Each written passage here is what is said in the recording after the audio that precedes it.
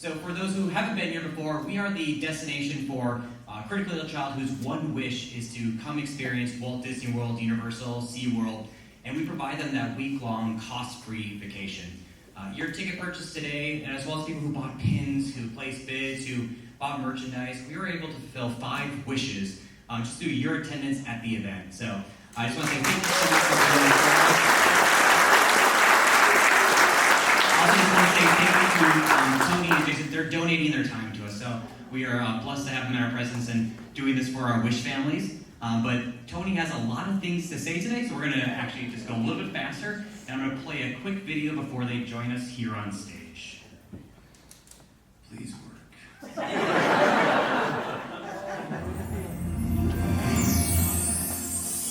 Hi, Tony Baxter here. You know, when you spend half a century as a Disney Imagineer, you work on so many incredible projects that it's almost impossible to pick a favorite. That being said, I always admit to having a special place in my heart for the original Journey into Imagination Pavilion at Epcot.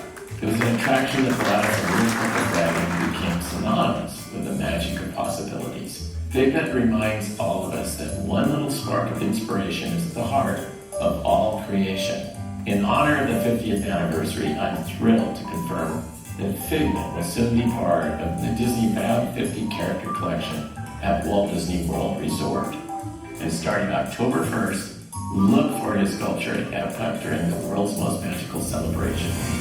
From Figment and everyone who follows their imagination, happy 50th, Walt Disney World. Now welcome to the stage, Tony and Jason.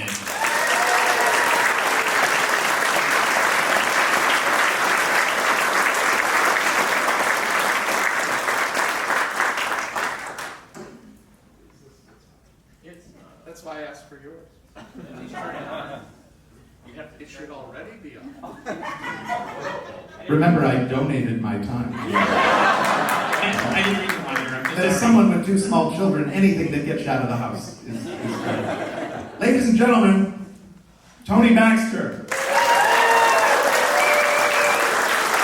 I've had the honor of working with and for Tony over the years. He's one of the major key mentor figures in my life, but even more valuable and more important to me, he has since become a very dear friend, and he likes having a safety net up here on stage, so that is why. I'm a straight man. You're my comic relief here. That's true. That is true. But also, Jason has written so many books. You probably have some of his classics on the Haunted Mansion and the Mountains of Disney, and we've worked together on those. Plus, he's a really good friend because he gets me into Universal. So what's going to get me on Hagrid? Yes, we're very close. Yeah. So we've got twice as many slides as we had last night. So with that in mind, I think we really ought to dig into this. So Journey into Imagination. With that said, yeah, we're going to start with the C's. Yeah. So there is some backstory. Lots of backstory. So when I start something, I always try to figure out what is kind of the overriding kind of emotional power of that subject. And so I was assigned to work on the Seas Pavilion for Epcot first. And so thinking about the ocean, it's the most powerful natural element, I think, on the planet. And then I tried to think of what does that remind me of in film and whatnot. The first thing that came to mind was Charlton Heston as Moses. I think that's on this weekend or TV. Stand back and behold the wonders of the... For the younger people in the room, Charlton Heston was a major American film star. Yeah. He was the Indiana Jones and the Bradley Cooper all rolled into one back in the 50s and 60s. But anyway, so when you have something like that, thinking about the moment with Moses parting the Red Sea, I said, that gives me a place to start with this. And so I thought, what if we created, now he would be called from Little Mermaid, but not, we call him Poseidon, but it was Triton, yeah. So let's say it was Triton. So we're going to have Triton part the waves and let the audience go out into the world. So here's a look at the pavilion. Now the yellow part you're familiar with because we built that. But when we found out how big the budget was for what I wanted to do, everything that's in the blue area there got axed. So the ride, you can see the little string of pearls there, essentially boarded just in that lower blue area and then exited right away into the yellow tank. But we're going to have some fun here for a minute to show you some of the things that were there. So you went in kind of as you do now, and then we'll go to the next one, which shows you the ride, which explored all the areas of the ocean, kind of done in a Fantasia-like, the movie Fantasia, where it was to music, and we were using Ravel's Bolero. But before you got to the ride, we had a double-sided turntable. I've always liked turntable shows like the Carousel of Progress that we have in the Magic Kingdom.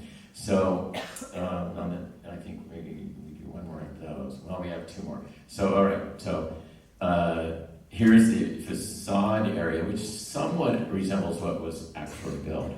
We're going to go inside now and take a look at this, the whole overall pavilion. You can see the ride in the upper portion there, and over on the left side is what we actually built with the four kind of laboratories and then the big 200-foot diameter tank. But the first thing up is a two-sided carousel. So if you imagine in Carousel of Progress, I think there's 6 divisions in there. We only had 2, and one was a massive screen in which you'd see what we call the 7 great seafarers.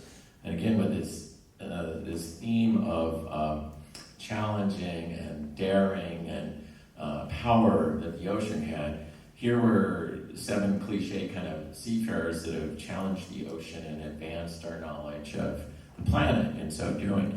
And I found a delightful Disney song that was buried in an obscure film called So Dear to My Heart, called Stick-to-Ativity. And it was almost as though the Sherman Brothers had written that word, but it was way before their time. It was from the 40s. But it was, again, something to start hanging the routine on what we were going to experience and how it would feel. And so as each seafarer told their story of how they challenged the oceans, then you got this great chorus about stick-to-ativity. I can't say. But anyway, on the last one, the theater revolved, and you found yourself confronted with what would have been maybe even still the biggest animatronic figure. I mean, we have the Yeti over in the, but he's not moving, so he's not animatronic. So, but this one did, and his fins were all water spray. So when he would get excited or mad, his fins would enlarge because they were big fans of water. Anyway, we set up the dilemma between nature, represented with Poseidon or Triton, and the other side, we had a dragon. I like dragons, so I find any excuse to use them. But this dragon represented humans inadvertently and carelessly kind of ruining the oceans. Because back in the 80s, a lot of what went on with the current cultural climate was climate, and how we were wrecking it. So this was our kind of theme, that in order to understand how to maintain the oceans, we needed to enter the ocean as a character of the ocean. So Poseidon, like Charlton Heston, welcomed us through the parting of the Red Sea there. And we literally took the water platform that was out in front of the audience and parted it, and then everybody walked down and boarded the ride vehicles.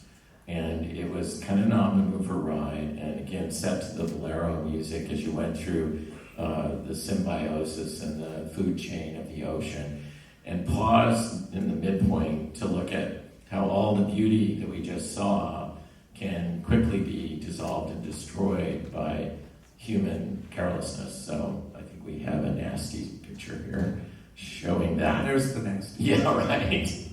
And then as we left that, we left it in a vortex that's kind of like the one I think we built for first the Great Movie Ride, and there's still one in the Mickey's Runaway Train where you kind of go through the Fantasia vortex thing.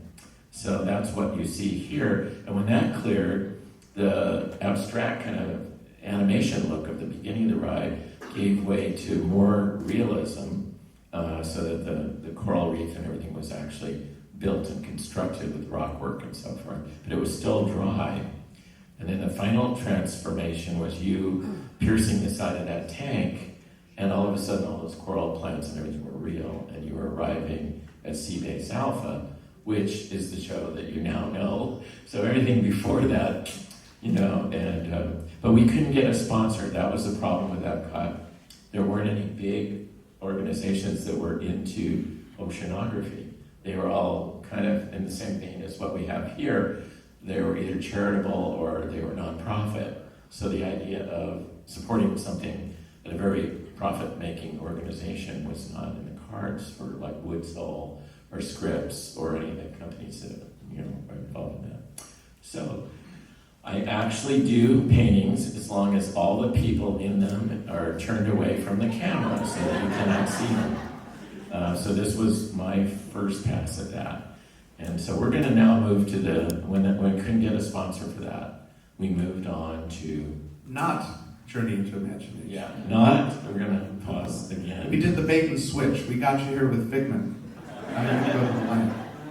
Yeah, well, I signed enough Figment stuff over there, so we've got to pause for a minute. He was happy to do it, just so we're clear.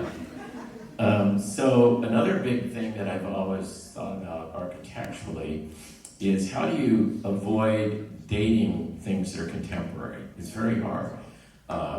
It's safer to do period architecture or fantasy architecture. Like the Mushroom, what's the building over here that reminds me so much of Efteling, that you have your stars and your castle. That's not going to ever go bad because it's timeless. It's a fairy tale thing.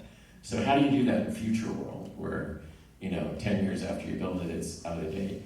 I looked at things that reflect nature. So crystals to me are both very powerful looking, and they're not going to go out of style because they're part of what is all about nature. So we got this idea to house 7 of the great biological wonders of the world inside crystals. And we were working with the University of Arizona to use the heat exchange from making a dry desert. That requires a lot of energy that would be used to freeze the alpine biome. So as you walk through this, you actually go through 7 environments that probably would give everyone the flu because of the changes in atmospheres you go through.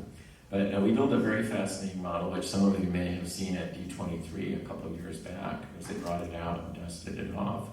But I was very proud of that. I thought it would have been it would never have outdone the ball, the Spaceship Earth, but I think it had a commanding presence, and looking at it now 40 years later, it's a form that is not dated because it's nature. So again, I love carousel theater. So the 2-sided one didn't work, so now we have a 4-sided one, and it was going to be a device. These are very complicated stories to tell. So we devised the idea of taking people to a future fair, like a county fair, to see how stewardship of the land would be handled from somewhere down the road to tomorrow. And so we went through this carousel experience. And if you look very closely, I'm getting there now too. If you go to the next one, you'll see a little figure that's leading all the guests kind of on that path. And so that's kind of the first appearance of somebody who's going to play a big role coming forward. And on to the next one, he led you into the gateway to the future fair. The big attraction there was a balloon ride. And the balloons floated through a story called The Blueprints of Nature. And on the next one is a massive painting that I did with Jeff Burke, who ended up staying on the land pavilion. But it was like about 12 feet long, and it's sliced in half here, so we didn't make a slide that was that big. But you drifted down into winter and then followed the cycle of the year as it moved up through autumn and then back to winter. And to start it on the name Blueprints of Nature, we created a room that was literally Blueprints of Nature, and then proceeded on into spring, and then summer, and then on into the fall. And we have a close-up here, I think, of spring, and then the next one here is fall. And then, like all great Disney Epcot shows, at the end, we had one of those ponderous statements that was, man, like no other creature, can soar with the eagles, so go out and learn the lessons of the land, And at that point, you got a flyover of the biomes that you were now going to get to explore, walking through them. and then disembarked from the balloon flight. And there is the balloons going over the Alpine biome. That was the little tiny model, so when you blow it up like this, it reveals there's nothing there. But let's see, this one was the hardwood forest, and that was going to be a trick to get it to do autumn every year without spray paint. But we figured we could do it by... Well, what's interesting about both the seas and the land here is you can start to see, no pun intended, some of the seeds that would end up in both of those attractions. And this is also, it also illustrates a challenge that's common in our industry, where in the early days of blue sky and concepting, everyone gets really excited about the possibilities and we're like, this is what we're doing. And then you start running up against challenges of budget and schedule, and you ultimately have to winnow your ideas back. And I think it's a testament to the process that the final attractions are as beloved as they are, even after they've gone through this evolutionary process. You know, see, this is what's great, is you bring back all those moments, because the initial challenge of Epcot was to bring Walt Disney's Final Dream to life. And we were, I don't know what to call it, but almost drunk with the joy and excitement of getting to do this. And in the case of some of the Imagineers, they really were drunk. But, well, you almost had to be to think up these crazy things. Like, you're looking at Soil Probe 1, so once you got to the tropical jungle, you climbed up to Machu Picchu there and then boarded the soil probe, which took you down through the jungle and into a circle vision show beneath the soils, where you saw the whole reinvigoration and starting of the life cycle down in the raw soil material. So there were multiple attractions, and there weren't any limitations on us at that time. It was do something that's so spectacular that people are gonna, you know, especially these corporations, are gonna look at it and say, we have to be involved in this. And then this sort of carried, this was a kind of future tech area of agriculture, which kind of became a lot of what you see there today in the greenhouses when you travel on the boat.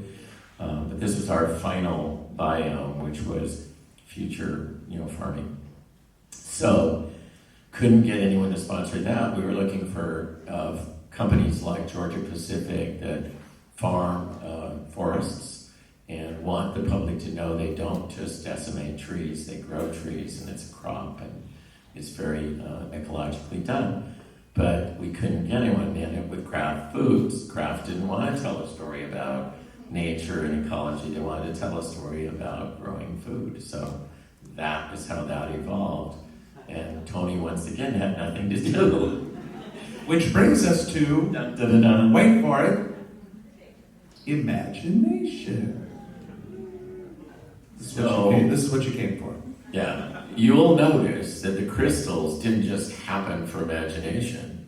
They were a part of the land pavilion, which you could see in the previous show. So that's what carried over. But that isn't the only thing that carried over, because if we go back to this slide, and you remember the little guy I pointed to down there in silhouette, because again, we don't want to paint faces.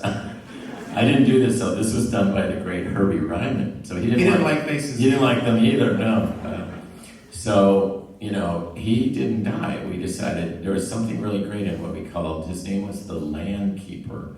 And in this shot, you can see that he used the rainbow to represent the wonders of the land and share with you the magic and the secret of the land. And here is one of Sam McKim's. It looks like Captain Kangaroo to me. Captain Kangaroo was a children's personality in the 1950s.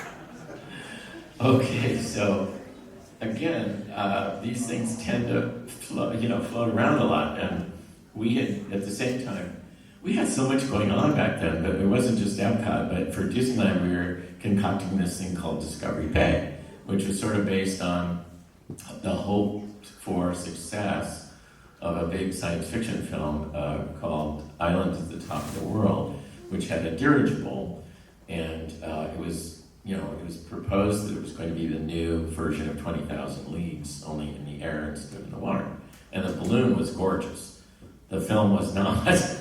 And so Discovery Bay kind of took a deep dive at that point, but in the process, Steve Kirk had designed the little character that you see there with the little dragon counterpart.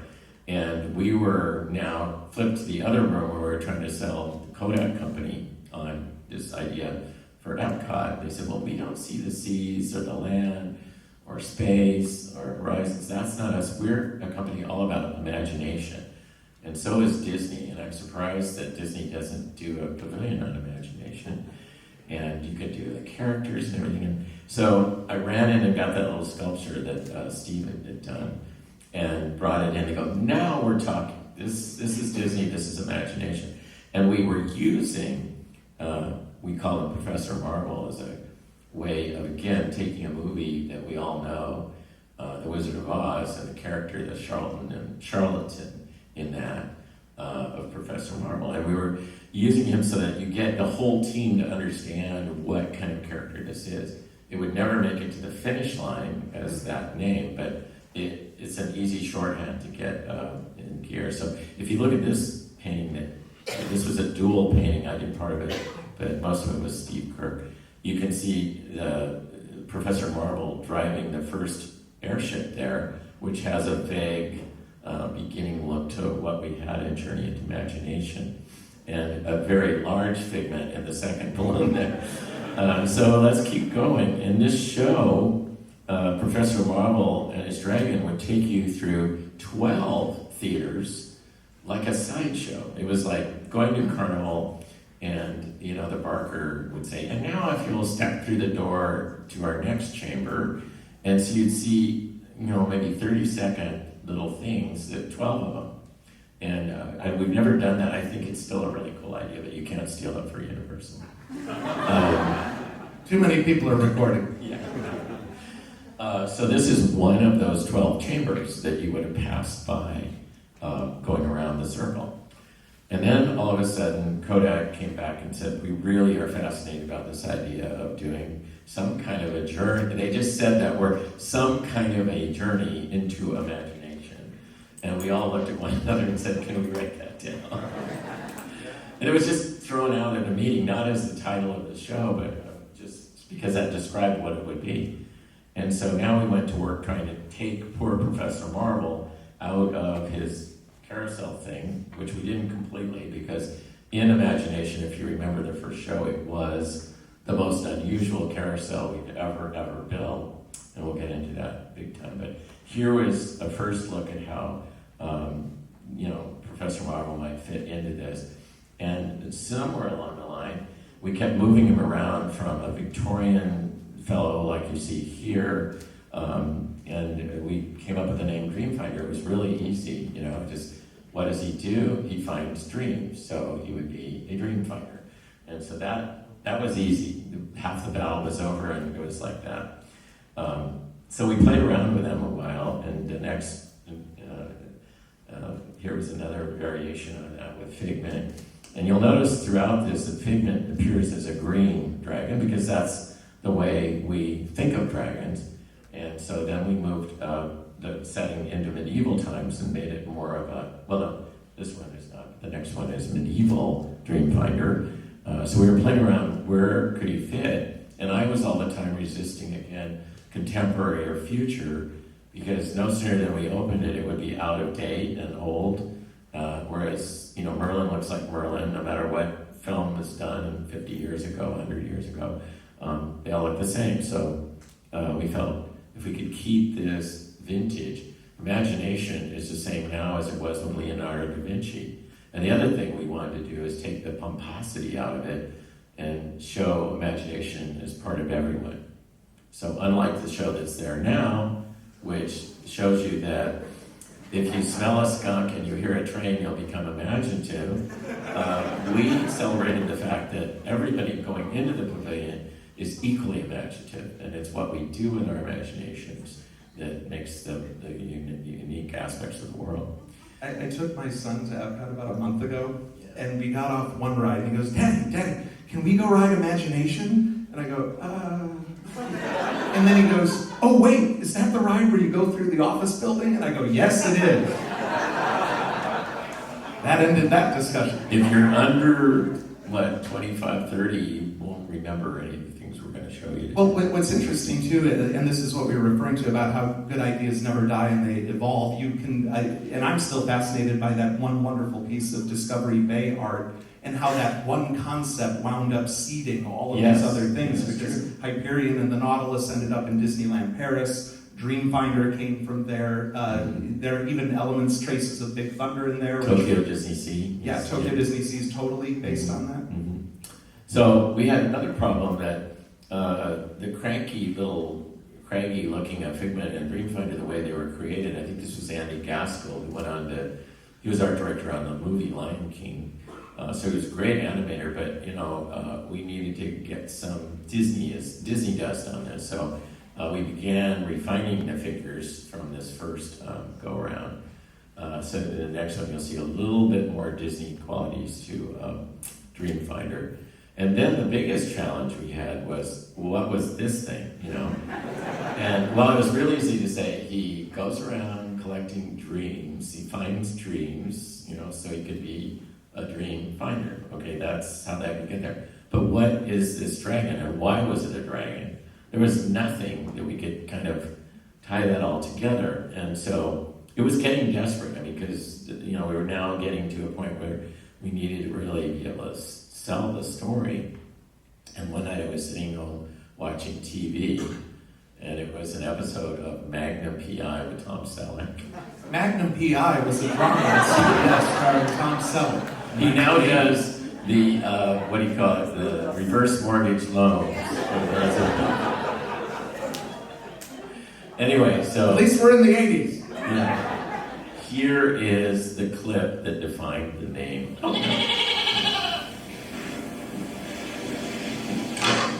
Hi, Higgins. What are you doing? Cleaning the old rifles again? I'm going hunting. Hunting? Hunting what? The kudu buck that is roaming freely on this estate. And don't tell me it's a figment of my imagination. Figments don't eat rare tropical flowers. Mine have been decimated. Okay, so I sat there and I said, figments don't eat rare tropical flowers. Well, what do they eat? That was my first thought. And then I went, there is a word that could be used in a film like this because everybody watching the show knows the word. So it's an English word that's been around for hundreds and hundreds of years, but not one person has ever defined what they look like.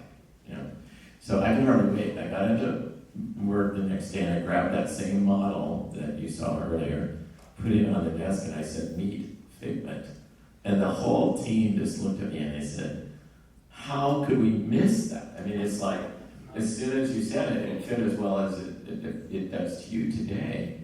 But it wasn't easy to get to that point. It was these unique places where ideas come from. It's as simple as that. And when we get into the next part of this presentation, I'm going to take you through the steps of imagination. But that first one is gathering input. The first thing we all go through is gathering input that you can recombine to create something new.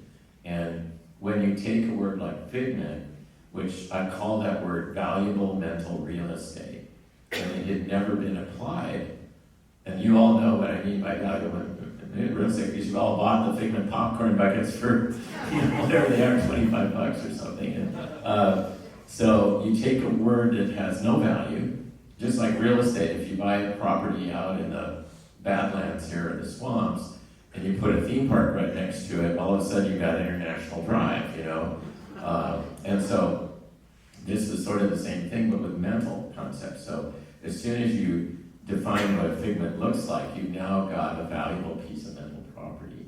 And boy, is he valuable to us now. It's all thanks to Tom Selleck. Yeah, right. So today, if I run into a problem, I watch Blue Bloods, and that's what I do.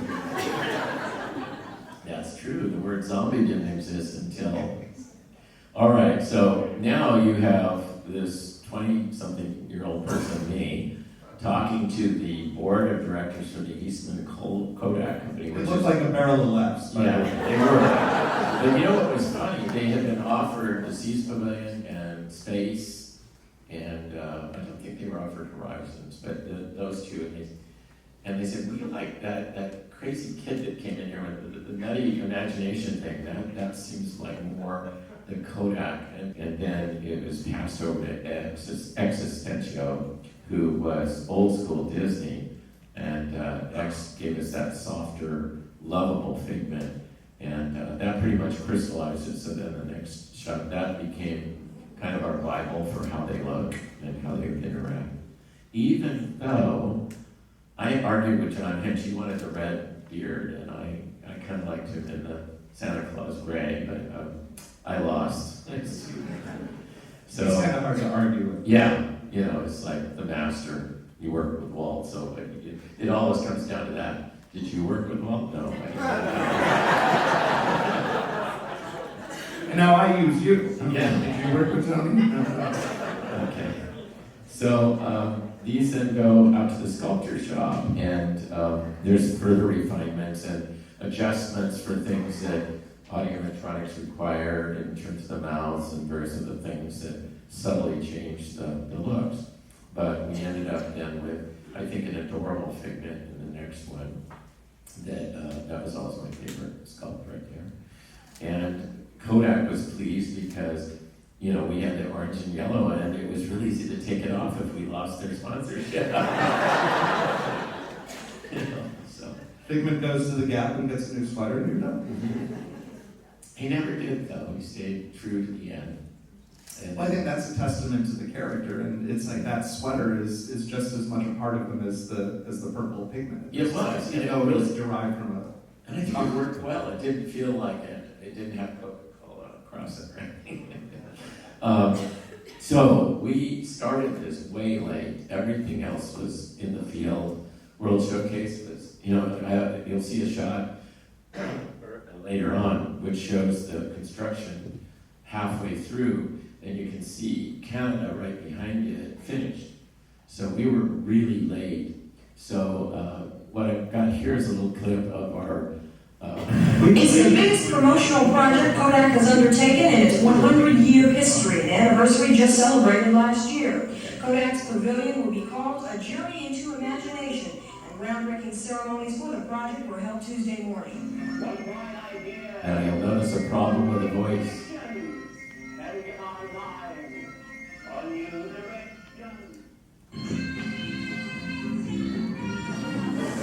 What did you say? Ladies and gentlemen, Gene Stapleton as Figment. Gene Gene Stapleton was the name.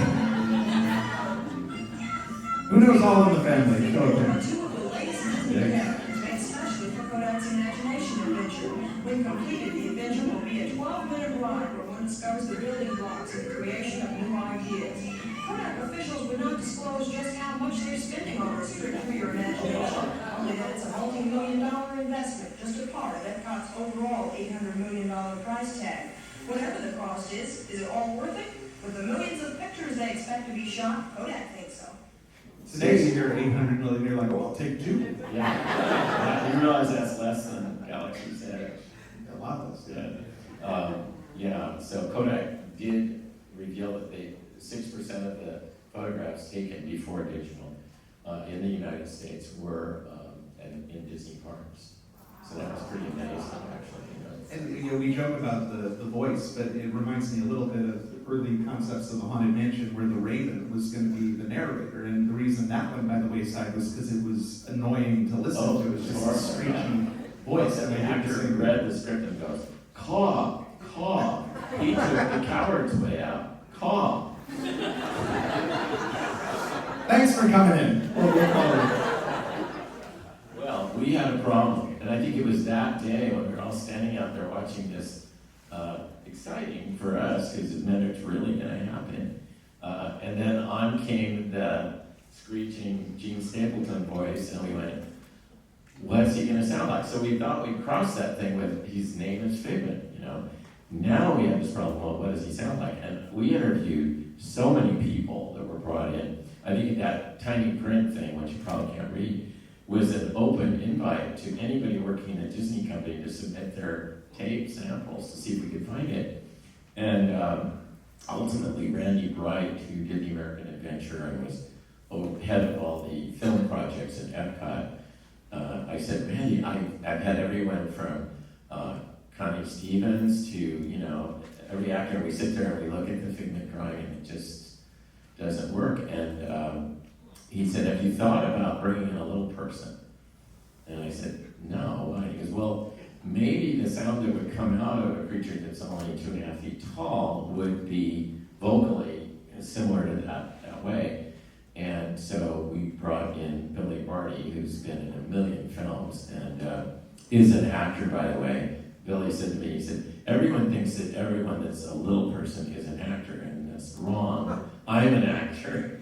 The rest of them are little people. So he was. And so the minute he stepped into the booth, and he took it up a little notch, and we artificially moved it slightly, but he could do that if you pressed him to it. He could actually do that register. And it was perfect. It was over. So that was the end of the quest, but it was scary. Again, we were so late on building this pavilion, and to have heard that voice out there in the field, that was frightening, because there again, sound can be so important, the music and the voices.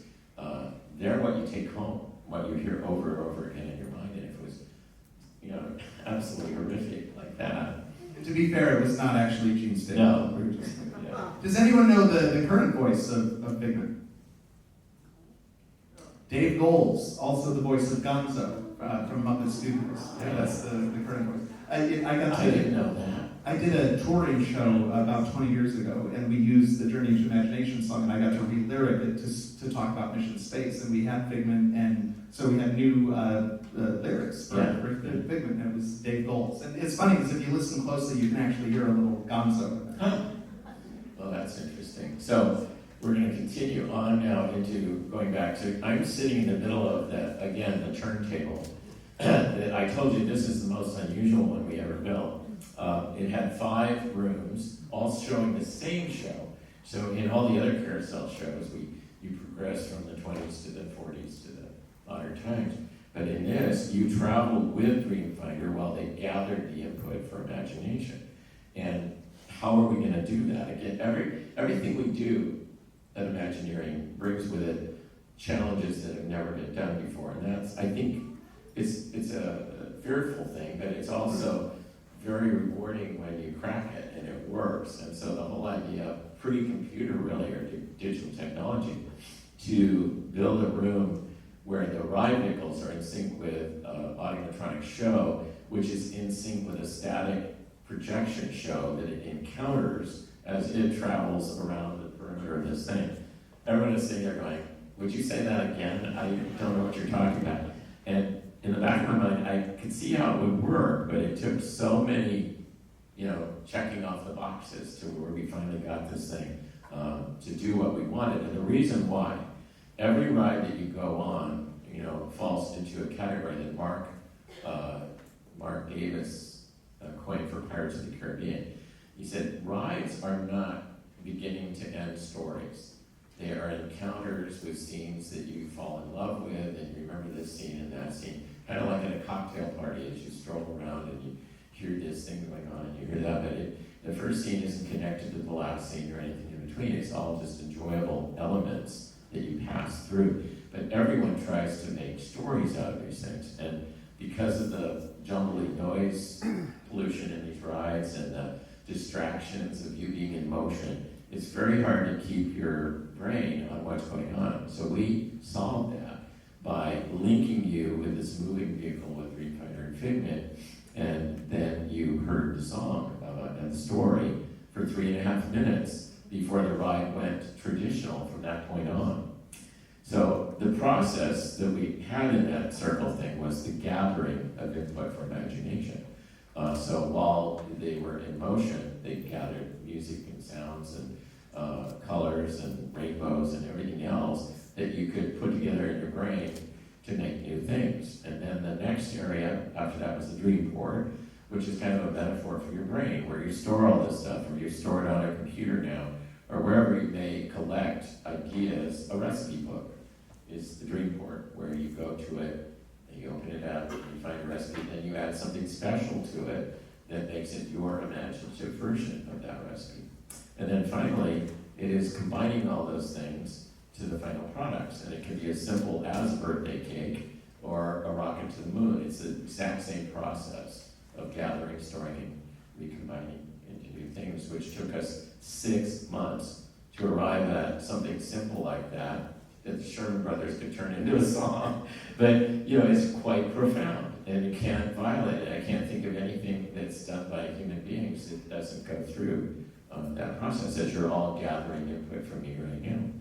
We've even used that within the industry to explain brainstorming and how we generate ideas, and it's such an ingenious shorthand, gather, store, recombine, because it really does kind of sum up the entire creative process. It's true, because if you get much more complicated than that, people say, that's quite nice, that's profound, and then a week later you go, what was that thing you said last week, you know? Whereas this was short enough. So, all right, so now it was time to start figuring out how you gather, how do you make a metaphor for this process of sitting out in an audience and gathering input. And so there's where we went back to that dream vehicle that Steve had done for Discovery Bay, and we started refining it now that we knew that Figment was going to be created as the example of gathering, and Dreamfinder was going to take us on this journey of collecting things. So this was a couple series of passes. You can begin to see now the look of the familiar one that was in the ride. And here comes 12-year-old Tom Morris, who maybe you'll get down here to do an event sometime. He still looks exactly like yeah, less hair, but that's big hair. Anyway, it was a beautiful model that Steve built, Steve Kirk, and we put a little paper Dreamfinder in there and Figment, and then started developing the story as well as building this in real life. And so here's the guys at what we call Maple, which was our engineering and construction firm out there at Imagineering, beginning to put together. Now we had to build 5 of these, because as I told you, all of the rooms had 5 sets of ride vehicles at the 20-second mark, the 40-second mark, the minute and a half, the 3 minutes. And so you were advancing in the story, and the film was actually rear projected statically, and your theater with the dream vehicle and all the people riding through encountered the film. So when he said, oh look, a rainbow, that was in a position where, you know, they had to be synchronized to when they reached the rainbow revolving around the room. So it was very mechanical, which I like, because I was not a digital person. So if I didn't like where the rainbow turned on, I could go under the ring and slide a little trigger device a second back, which we knew how many feet per second it was going, so you could move it back and move it forward, and then go ride the ride again and go, okay, the rainbow comes just at the perfect time. So, now looking at my store, yeah, so this is the storeroom. So you can see the ride vehicles leaving the story we just created when we created Figment out of all the things we gathered. And we're bringing all this material to be deposited in the Dreamport. And as we talked about on the land pavilion, there were no budgets here when we started, so having a Dreamport, it was hovering above planet Earth with every great thing that had ever been created inside of it.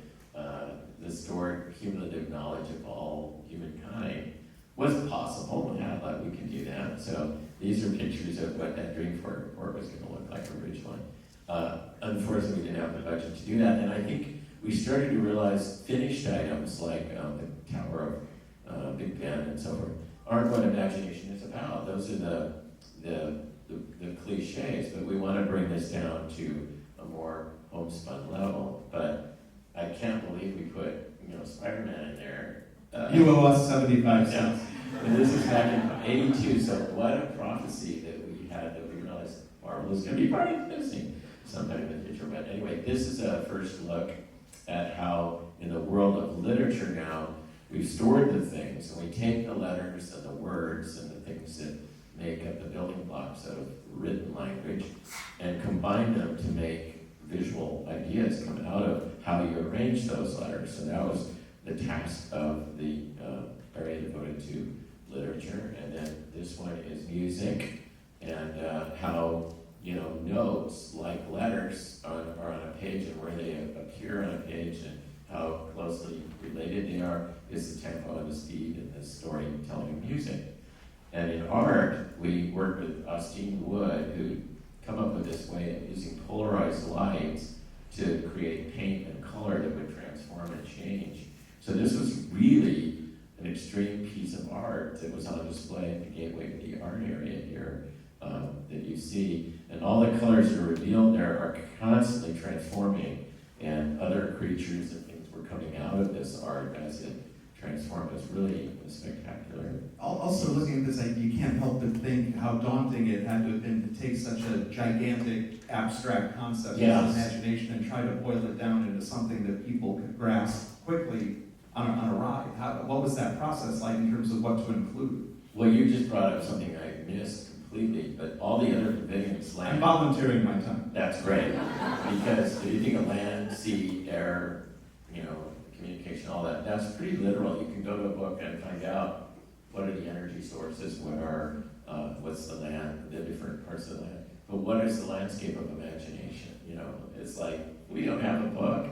And so everything you see here was our way to interpret not your imagination, but you show you the way that Dreamfinder and Figment would interpret it and then bring that back around when we get to the end of it. And I think it was such an overwhelming, extraordinary task that we didn't think about it until after it was over. We went, oh my gosh, what did we just do? It was pretty amazing that people connected with it. And we had great talents. Like this was designed by Walt Paraguay, the background designer behind 101 Dalmatians. And this area of art, he said, Walt, go crazy. He did the murals that are at the front entrance to the land pavilion. They're in tile out there. So he had a very interesting way of doing abstract art. And we figured for art, we wanted you to see things in it that you could recognize, but it was kind of an open palette of ever-changing color and design that could be anything you want it to be. And again, avoid becoming dated, and we use this material called laxan, which in my wildest things, what would I ever use laxan for? But it was the perfect material because it didn't draw static electricity and all the little fuzzball things and stuff that landed on it. So it stayed, even when we closed the ride after 20 years, it was beautiful. It had stayed. So we're going to go now into the development of, I think, literature. There's Spider-Man. Yes. Now I'm sorry. you know. Yeah, I forgot it. I need my glasses. It's this big. Oh my, that's all I can say. Pursuant to our 1996 agreement. Yeah, right. So I don't know how that happened, but Andy Gaskell was a Marvel fan, so he said, "Why not? Who knows?" But who would think that we come 30 years later and Well, it's interesting because today, if this attraction were developed today, they would probably lean into pop culture first. Yeah, And that would absolutely. Yeah. So anyway, the idea was to start with a letter, and we thought we didn't have computers weren't common in the home at that time, so we had an IBM Selectric Volcano, and those are common, So the Dreamfinder is pounding out the letters, which explode out of the volcano and become words, and then the words kind of join together and unite into phrases. And his counterpoint, Figment, would take the word bat and flip the child's building block to cat, and then the image above Figment's head would switch from a cat to a bat. And so it was ways of seeing the way our brain takes and assembles all of these discordant shapes and whatnot and forms images out of it. And the big part of it in the area of literature was to go down and do a mystery story. So the Shermans wrote a whole verse version of the song, which talked about building a mystery story out of raw materials like a dark and stormy night. And we went down and did that. We'll see a little bit more of that later. And then the next area was entertainment. So it's the arts. And the big thing we were going to do in here was take you into a new form of animation. We were working with Michael Cedino from the studio who had worked on Little Mermaid. And Michael came up with how he was so excited to animate using the laser beam. And it was going to be full 24-frame animation, but they pulled the monetary plug before we got to that. But we did have a laser show with very limited animation to show kind of a next realm of entertainment.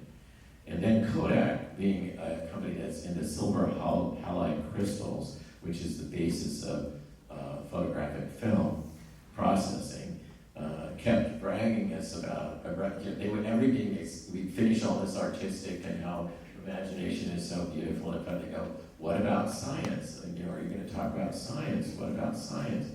And we heard that phrase, what about science? It was like, I'm sure they were all told when you go out to California and you sit with the Imagineers, ask them what about science, So the next scene, we had a tunnel, and we recorded one of them saying, what about science, science, science? What about science, science, science?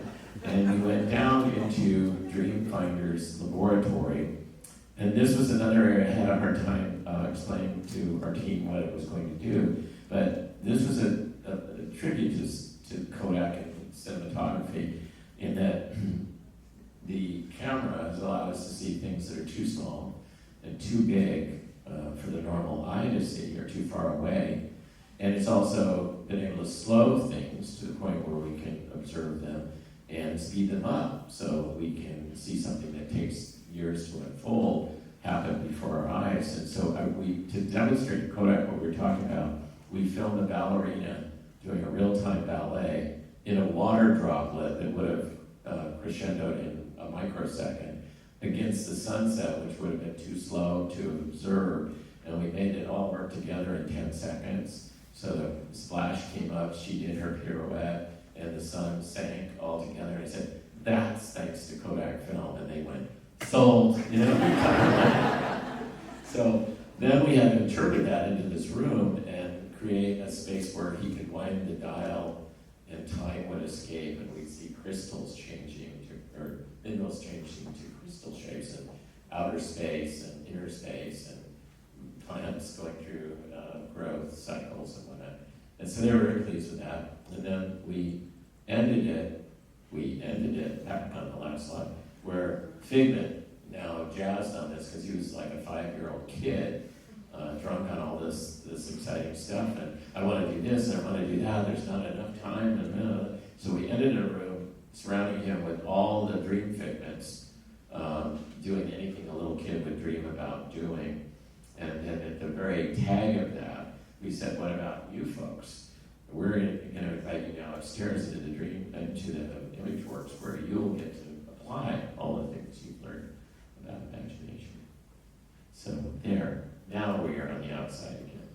So now we had to build it, and that was a Dan Musée painting. Dan did many of the James Bond posters, especially all the ones that Roger Moore was in.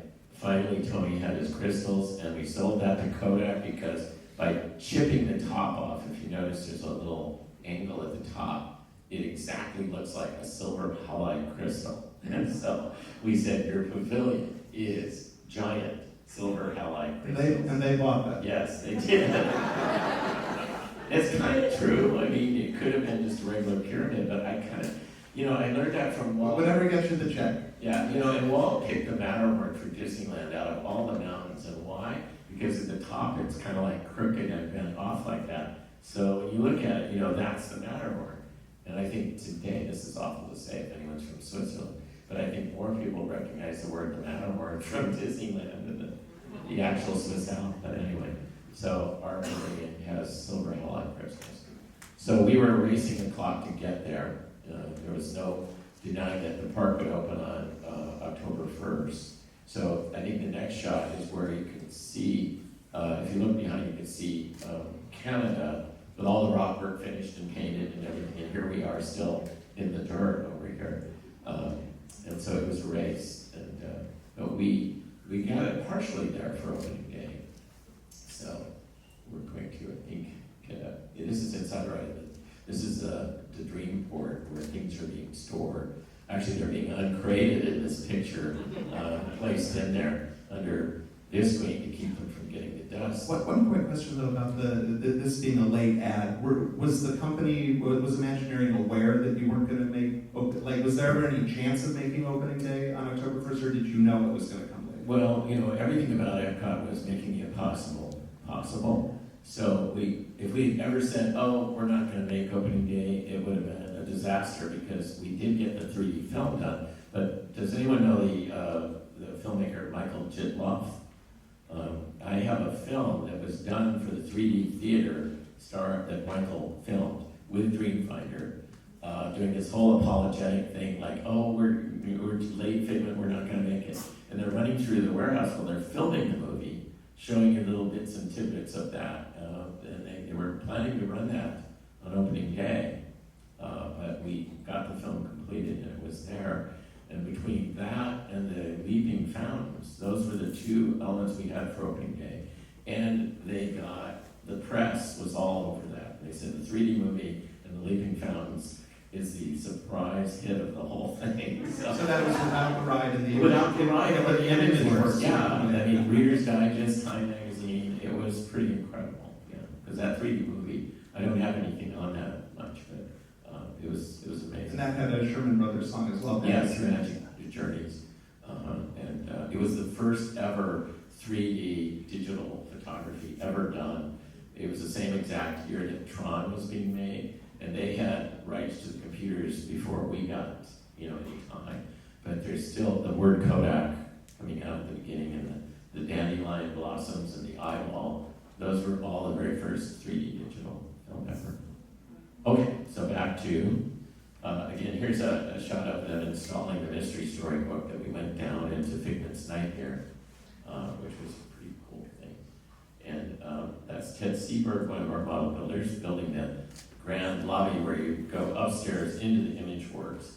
And all around that lobby was this spectacular mural done by Toshi Muto, who was a Japanese artist working there at Disney, again in the model shop. But she had such a beautiful style. I said, Toshi, what if you did your take on the story of the imagination thing? And you'll see a little bit more of that later. But she not only did the mural around the side, she came up with a concept for the whole ceiling.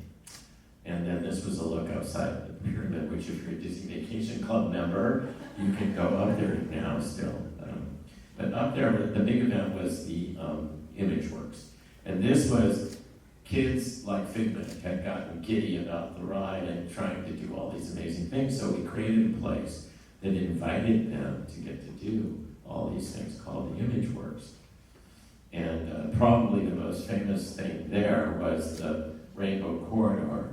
I think Michael Jackson absolutely flipped out about that and was photographed going through there. But it didn't animate. We wanted you to be assigned a color which would follow you through, but the computers weren't sophisticated until they get up. But people just got thrilled by walking through there, and we just kind of flexed the colors through there, and it was truly a... Well, because it felt like you were affecting Yes, it, whether yeah, it was yeah. truly synced or not. So this shows you a transformation right there of how it looked. And then another thing I learned about psychology was this was the stepping tones, and it was very dark in there, like a disco actually, which would have been at that time. And adults would participate as long as they weren't embarrassed to be on stage. So it was subdued enough that you go in there and it wouldn't be kids, it would all be the parents jumping all around on the floor. And we knew this was true because when they moved it downstairs, where it may be now, if it's still there, nobody does it because it looks like a playground for kids. And you'd clearly visible making a fool out of yourself. Whereas in here in the dark, and in this picture, you can kind of get that sense for Saturday Night Fever at Disneyland. But what I enjoyed about this, about 5 years later, a movie called Big came out.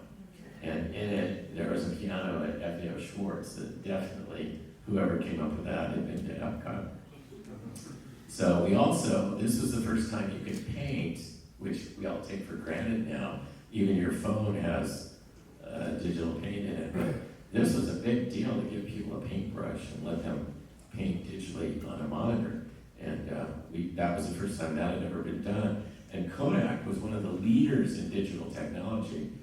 Sadly, it was a good case study in being afraid of what your future is going to be when your future is going to be transforming your whole industry. So they locked all their patents. They stayed with, photographing film and missed the whole transformation. They could have been at the top of it.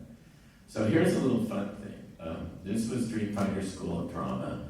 And if you were a kid or a non-embarrassed adult, you could go into that little stage, and we had a Dreamfinder that would coax you through one of three things: a fairy tale or an outer space epic or a western.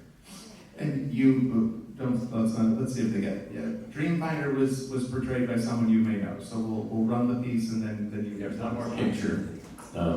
This was the set. We had no money because you can kind of tell from what I've shown you. We spent a ton of money.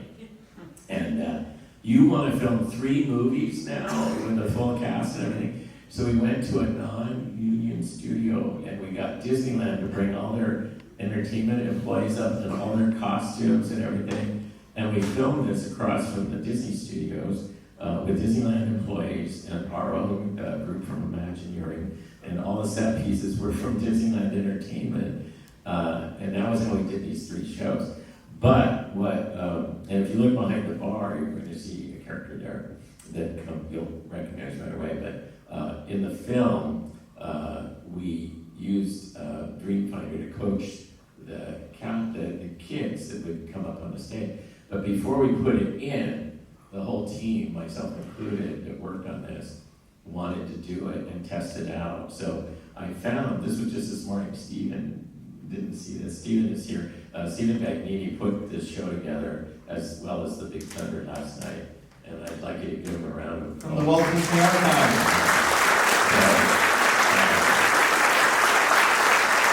Stand up. Anyway, he hasn't seen this piece because I was in my hotel room last night. I said, I'm going to see if I have it somewhere buried on this. So you're going to get to see something that's embarrassing for me. But it was a lot of fun for us when we had all this done. And we said, let's do it ourselves and see what it is. And I think you'll get a kick out of who played the Dreamfinder. And when you told Stephen, he had a look of panic on his face. Yeah, like, what did you touch?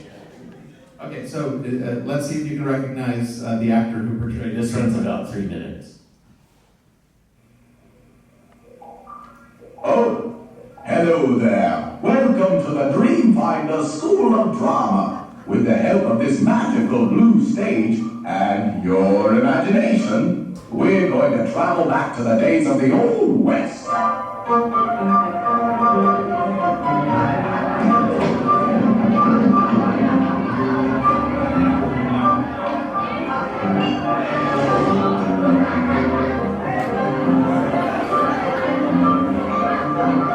honest, what it be?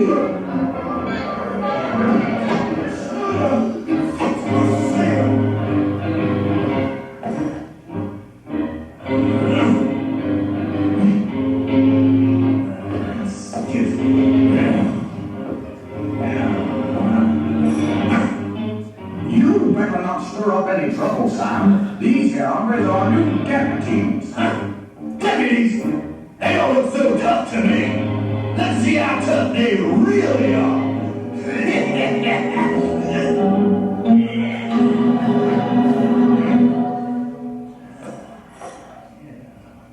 Now, let's see you varmints dance, huh?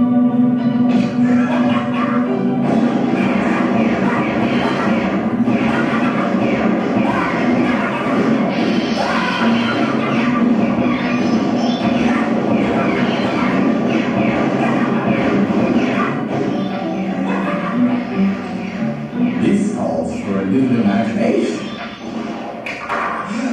Huh? All right, deputies, jump down off the bar. Huh? Let's show him some real fancy shooting.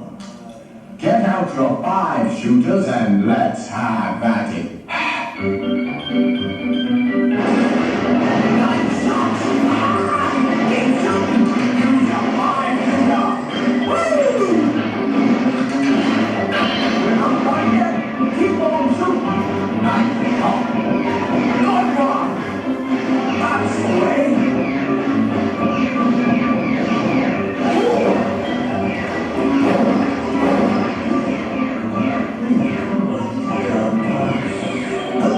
The train.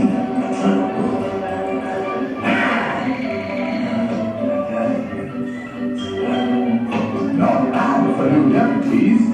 We showed him a thing or two. Someone's robbing the train! We need the deputies!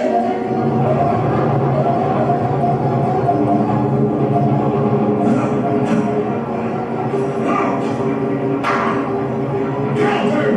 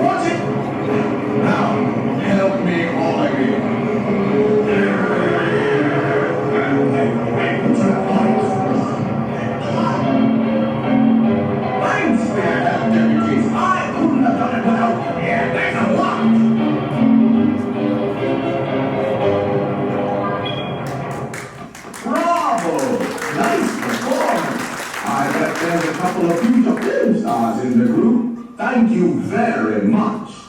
And now, if you'll kindly step off stage to your left, I'll get things ready for our next performance. Who was Dreamfinder? Yeah. Such a shy retiring. I know it. That was where we realized we had a superstar.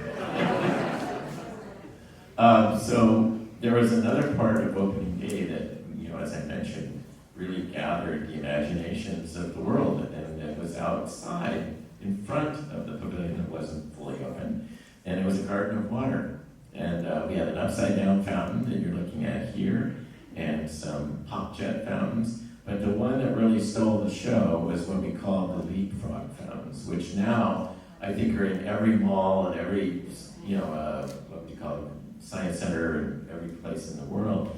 But they started here, and it was an interesting illusion that they'd come up with in the back, which was called laminar flow fountains, which were a perfect tube of water.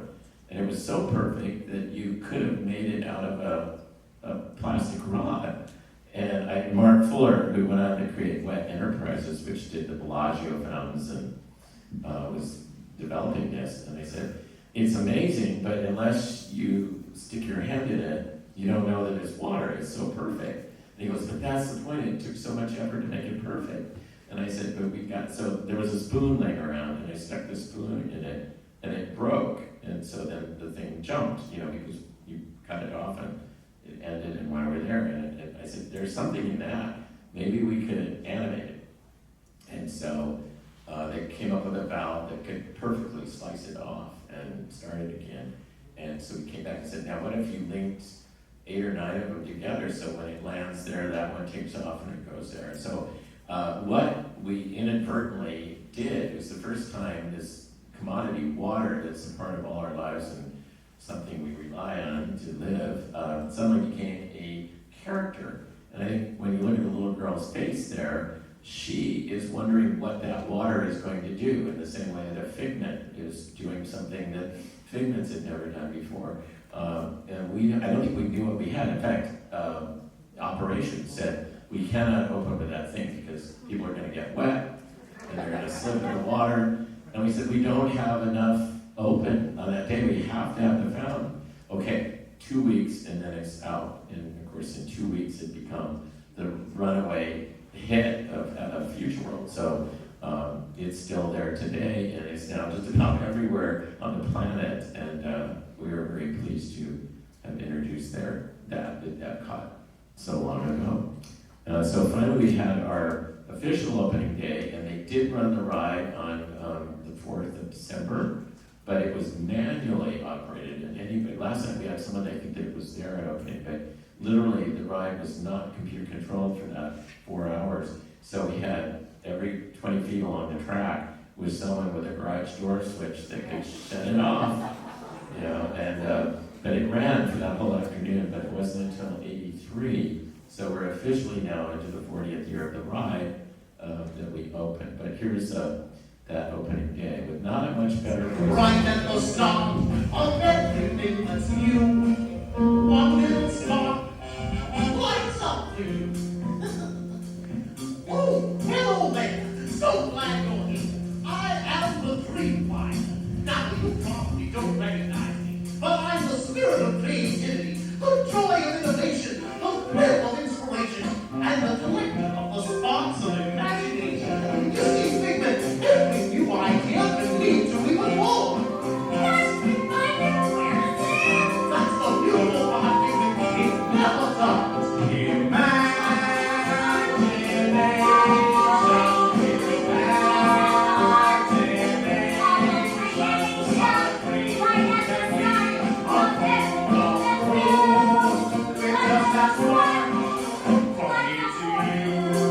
And now, Figment, it's time to invite our guests to join us in dedicating our new home. One little spark lights up for you.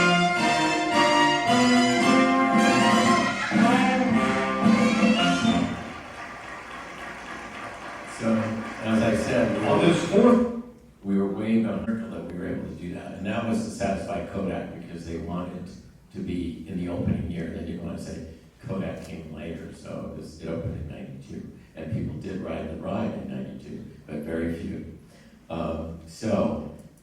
Let's go on to the next slide here. And so the ride, I remember that Christmas where it was a debate whether the show group was going to cause it to go into the next year or was the engineering group. And we had a big meeting in the restroom there on the right side of Journey to Imagination. The engineers needed the restroom after this dumbing. This is right before Christmas. Yeah, because we were going to be told who could go home for Christmas, and we said we're done.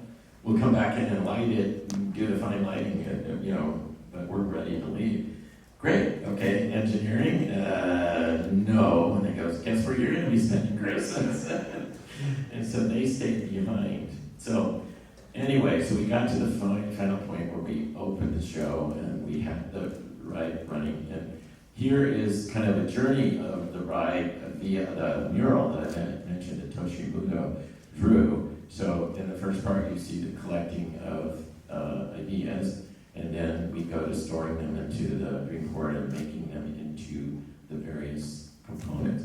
Now, we have a special little thing here that Stephen put together, which is the best we could do, because this was before really good phones and video technology, that the ride was gone. So all we have is VHS quality images of the ride.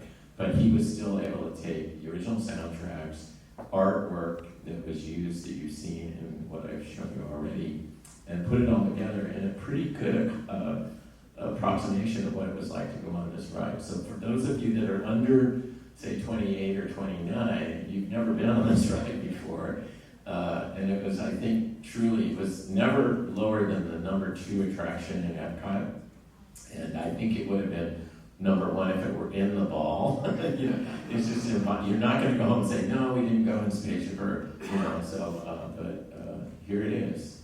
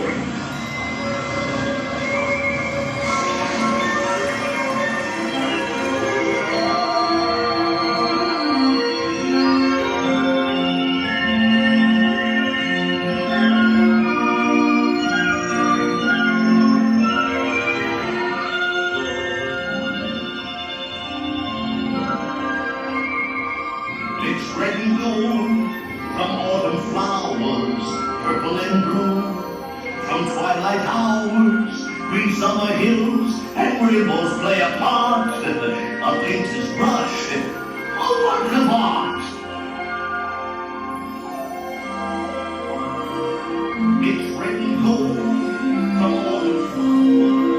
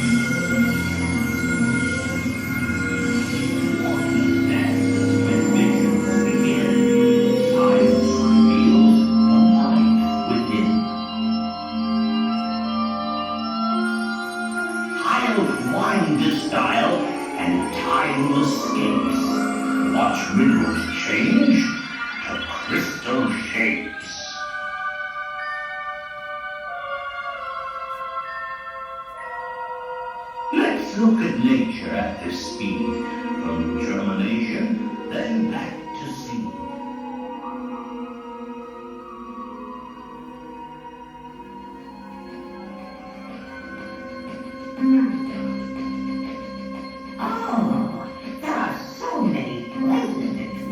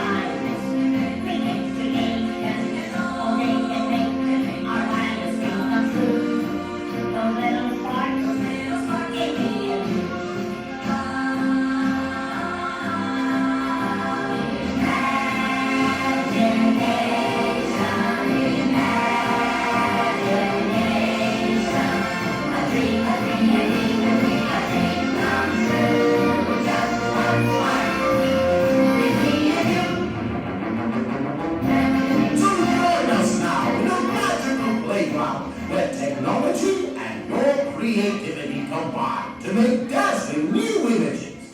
Next up, the image works. So,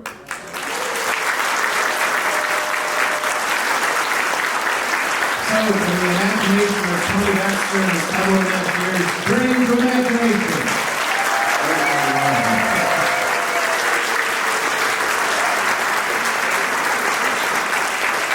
We have time for a couple of questions.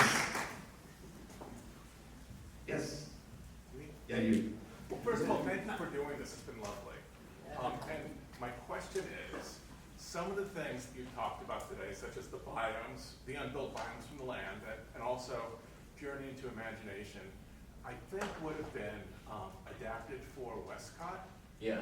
Can you talk a little bit about how, if Westcott had been built, they would be different or similar out there? Well, the line that I picked out of Wall's film that he did before passing away, I think it was the last film he did on setting the stage for Epcot. He said, in Epcot, you will live a life you can't find anywhere else. And it wasn't possible to build a real city. The practicalities of changing people's kitchens every time there's a new microwave oven would be horrendous and not doable. And so, but to live in a park, I've always believed that would be my biggest dream as a kid, that you could live at Disneyland or something like that. And we had toyed around with that in Paris and fought hard and long to get the Disneyland Hotel right where the train station is here at Disney World, and do it in the style of the Grand Floridian, so it matches Main Street. And of course, it was a very expensive hotel. The standard thinkers thought it was ridiculous, that the last thing people would want to do is be in the theme park and hear the parades at night. Wouldn't that be awful? And look out and see the fireworks at night. Wouldn't that be awful? And, you know.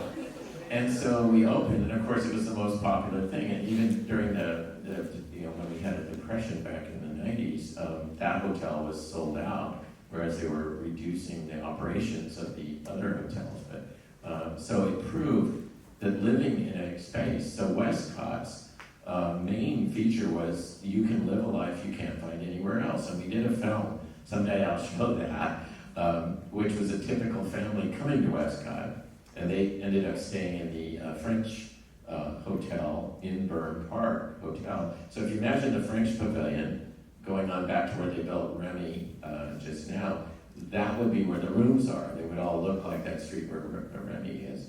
And you would be, as a visitor to the Westcott, entitled to be in the park 24/7. So if you decided you wanted to put your robe on at 2 in the morning while they're washing the streets down, you'd be our guest, you know. It was like a real city that you could live in, and you could program vacations where you could spend 2 days in Paris, 2 days in Japan, and so forth. And what that did, because Disneyland is a very tight urban space, it allowed us to build a berm around it of the big hotel aspects at the rear, cascading down to the showcase kind of area. And then, as part of the future world, it was one giant mega structure that was entirely indoors.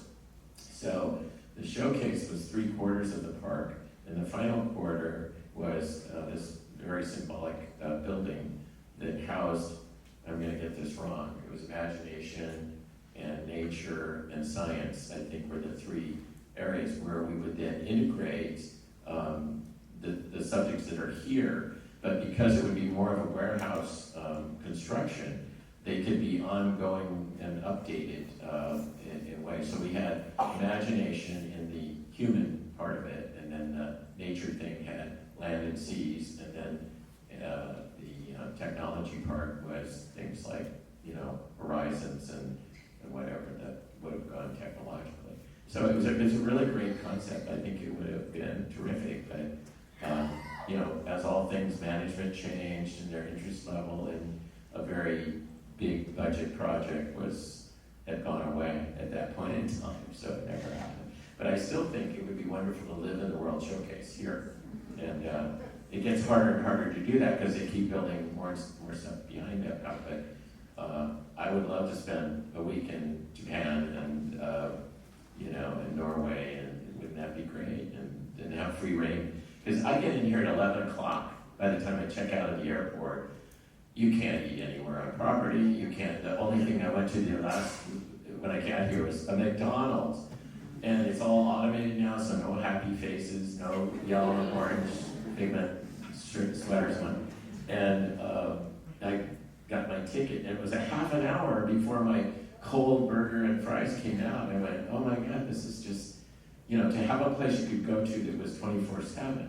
So the croissants in France are open at 6 in the morning, and the Casbah in Morocco is open till 3 a.m. It would be a cool thing to just make it a 24/7. So that was what that was all about. Yeah. Did you ever get to meet Walt Disney's nephew, Roy Disney, and if yes, you have a favorite memory of that? Oh yeah, Roy and Patty, his first wife, came over to my house for movie nights a couple of times. So they were on a friend basis. I thought you were going to say Walt. I did come down to Florida with Edna when she came here to open Space Mountain, and she flew on the Disney plane, which was at D23 this year. But you did meet Walt. I did meet Walt as an ice cream scooper, and so I got to speak to him briefly. But it was like, well, how are things going in your area here? Tony, as he looked at my name tag. And I said, just fine. My moment to say how much this man means, and I say, just fine. And then he goes, good, and on. That was it. So no, but Roy was just terrific, great guy. Invited us over to their house. We went to lunch a lot during work hours, and just terrific, and so it was sad to see when we lost him, because he played a big part in getting the company back on the right track in the latter part of his life, and we were all thrilled for that, because things like Westcott have been results of somewhat a management that wasn't on the same page that the creative group was. So having friends in high places like Roy Jr. was terrific. Thank you. Do one more? Way back, or way, somebody back. Way back. You talked a little bit about the sponsors that took over for Journey's Imagination and Kodak taking over for that. Two things. One, what exactly were they buying into? Was it just sponsoring it, getting their name on that? And the other thing is do you remember your sales pitch to the stick there? To the what there?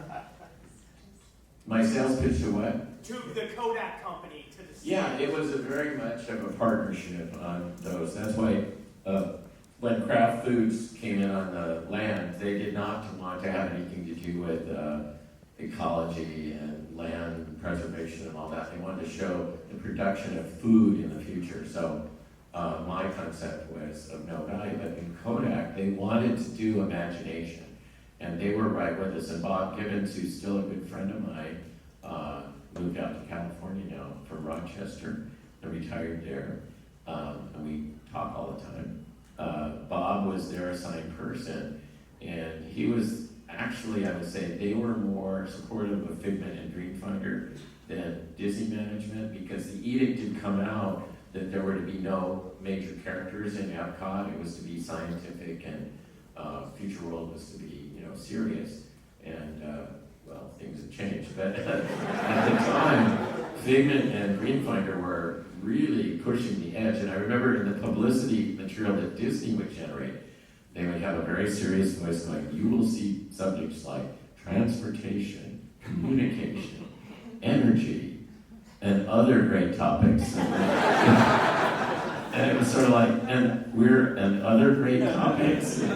And Kodak was of the opinion that nothing of those areas, realms, can happen without imagination. So they were our best ally, and oftentimes they would go to bat and make sure that Figment, Dreamfinder, and what would I say, the simple kind of emotional storytelling stayed there, because if we went up to Rochester and watched about 4 or 5 Kodak ads, and they had 5-minute versions of the 1-minute ones that you'd see on TV, and the one, where's the little girl I carried, and turn around, and that would break your heart in a minute. Imagine what it did to you in 5 minutes.